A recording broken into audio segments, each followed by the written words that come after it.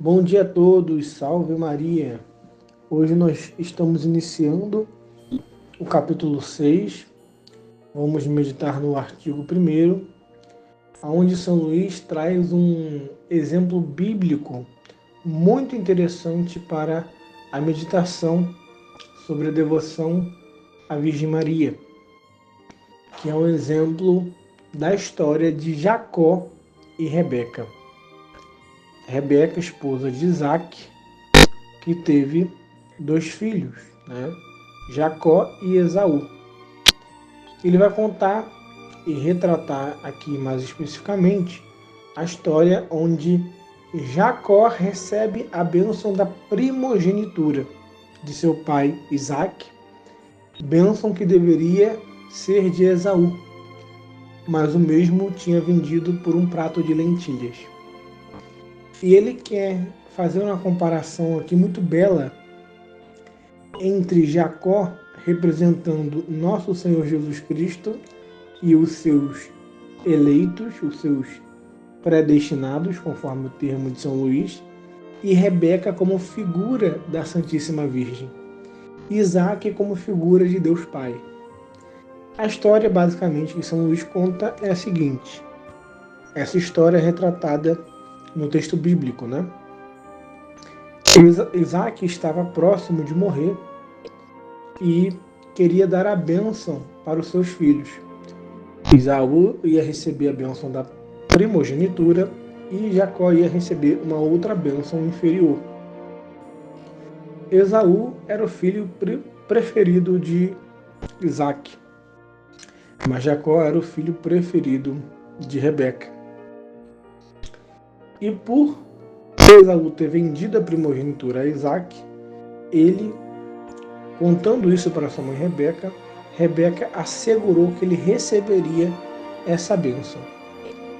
E aí conta-se o texto que Esaú, por ordem de seu pai, foi pegar um animal, um cabrito, se eu não me engano, para fazer para o seu pai comer, e após comer ele receberia a bênção. Rebeca, sabendo disso, mandou Jacó pegar 2 cabritos.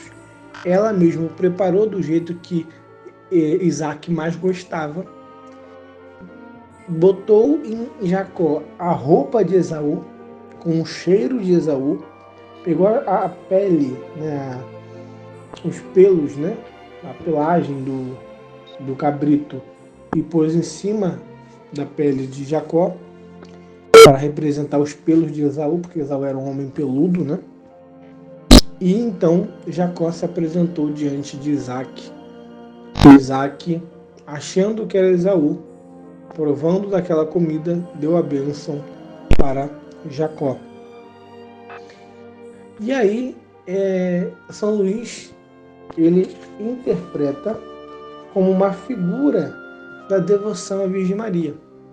A Virgem Maria, que é essa mãe que nos conduz, nos guarda, cuida de nós em todos os detalhes e se preocupa de alcançar para nós, diante de Deus, as melhores graças e as melhores bênçãos e principalmente, obviamente, em primeiro lugar, a salvação eterna. Logo após, São Luís vai pegar a figura de Esaú e vai comparar com a figura dos réprobos. Réprobos, como eu já disse, são os reprovados, São aquelas pessoas que vivem em estado de inimizade com Deus, vivem em pecado, que não se importam com a salvação eterna, estão a caminho da condenação. Os predestinados são aqueles que vivem segundo a vontade de Deus, estão a caminho da salvação.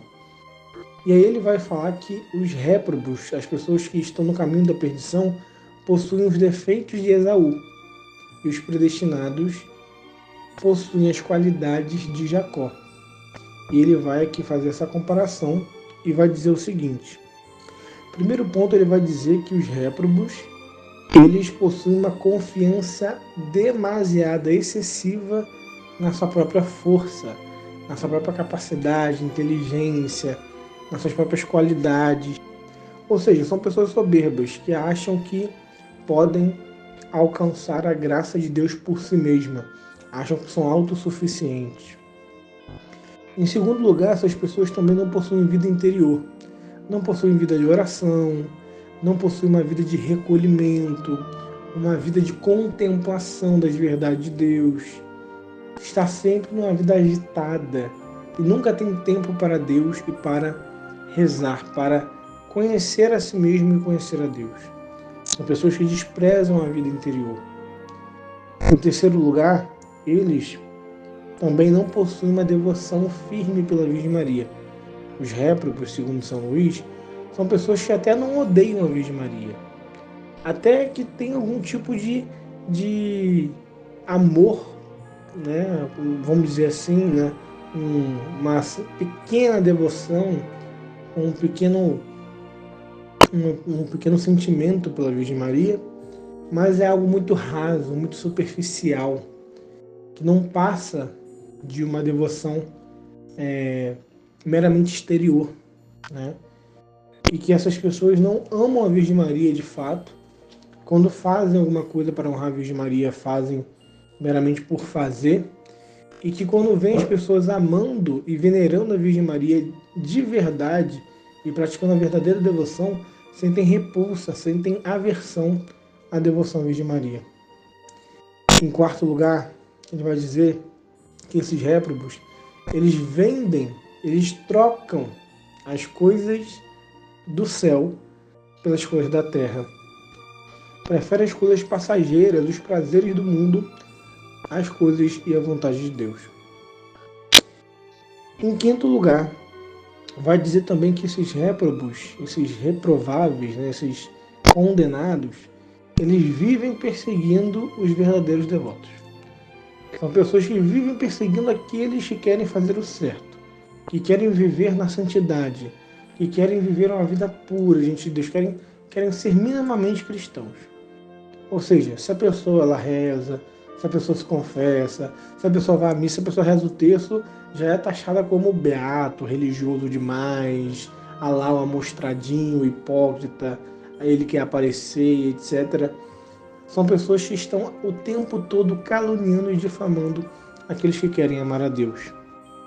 Por outro lado, ele também vai falar da figura de Jacó em relação aos predestinados, aqueles que estão no caminho da salvação, e vai dar também algumas qualidades dessas pessoas. Primeiramente, né, os predestinados, eles são devotos da Virgem Maria. Eles entendem, né, essas pessoas que amam a Deus de fato, que vivem de fato uma fé ilibada, tentam viver uma fé honesta, sabem que a devoção à Virgem Maria é necessária para a nossa salvação, como a gente já disse. Nós não podemos desprezar aquela pela qual, né, nos trouxe o próprio Salvador. O Salvador quis passar por ela, quis ser submisso a ela, quis chamá-la de mãe, quis depender dela. E por que nós não iremos fazer igual?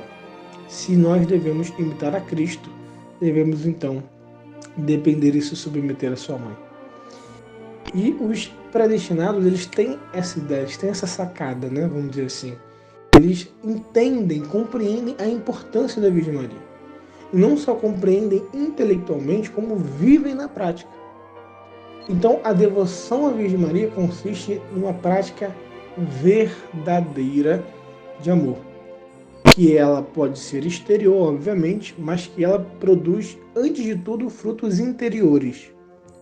Ou seja, ela brota de um coração sincero, de um coração que ama eternamente a Virgem Maria e busca fazer tudo para lhe agradar. E ao mesmo tempo busca também rejeitar tudo que lhe desagrada. Os predestinados também, segundo São Luís, além de possuir uma grande submissão e reverência à Virgem Maria, também possuem uma grande confiança, recorrendo sempre a ela, rezando sem cessar, pedindo o seu auxílio, o seu socorro, a sua ajuda, a sua proteção, importunando a Virgem Maria com orações constantes.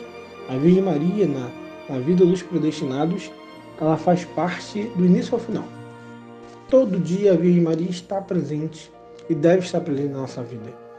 Nós devemos nos lembrar dela constantemente. E para encaminhar para o final, os predestinados, segundo São Luís, seguem as pegadas da Virgem Maria. Seguem seus exemplos e imitam suas virtudes. E isso é o distintivo de uma verdadeira devoção da falsa.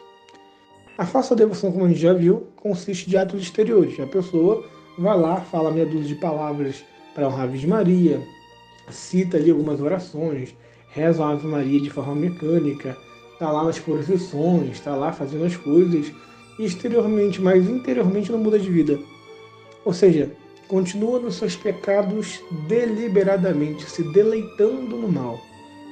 Ou seja, como que elas podem ser de fato devotos da Virgem Maria se elas louvam a Virgem Maria com os lábios, mas o coração está longe de Deus e logo está longe da Virgem Maria também.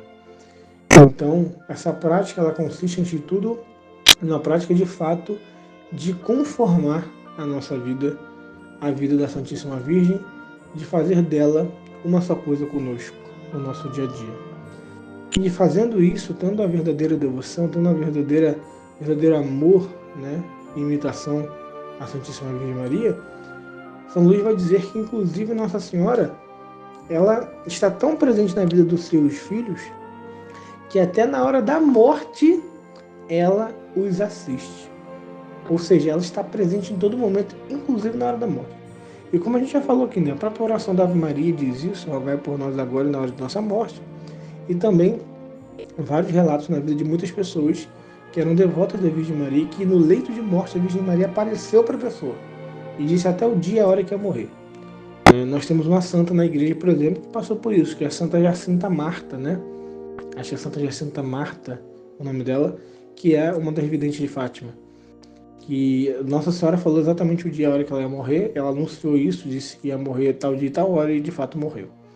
Entre outros casos de pessoas que nem santas ou beatificadas ou canonizadas são, que eu conheço, por exemplo, um caso que eu já citei, de pessoas também que passaram pela mesma coisa. Então Nossa Senhora nunca abandona os seus devotos, ela sempre está ali, né, nos momentos mais importantes. E a hora da morte não deixa de ser o momento mais importante, porque é a passagem para a vida eterna. São Luís termina com uma frase extraordinária, né? Ele fala o seguinte: quão felizes são aqueles que, sem se deixar seduzir por uma falsa devoção, guardam fielmente vossos caminhos, vossos conselhos e vossas ordens. Quão infelizes, porém, e malditos aqueles que, abusando de vossa devoção, não guardam os mandamentos de vosso Filho. Malditos os que se afastam dos teus caminhos e dos teus mandamentos. Então, né, todo o resumo dessa meditação é isso. Nós devemos ser como Jacó, que tem o amor de sua mãe. Não só tem o amor de sua mãe, mas como ama sua mãe. Jacó era um filho muito apegado a Rebeca. Estava o tempo inteiro na presença de Rebeca. Só saía para fazer alguma coisa se fosse por ordem de Rebeca. E Esaú já era mais desleixado, já não honrava tanto a sua mãe, já não amava tanto a sua mãe, era meio rebelde, meio presunçoso, soberbo. E, no final das contas, quem mereceu ganhar a bênção do pai, Isaac, que era a própria bênção de Deus, né? A bênção paternal, patriarcal, representava a bênção de Deus, foi Jacó, aquele que esteve mais próximo, obediente, submisso e amoroso com sua mãe. A Virgem Maria é assim, ela ama todos os seus filhos.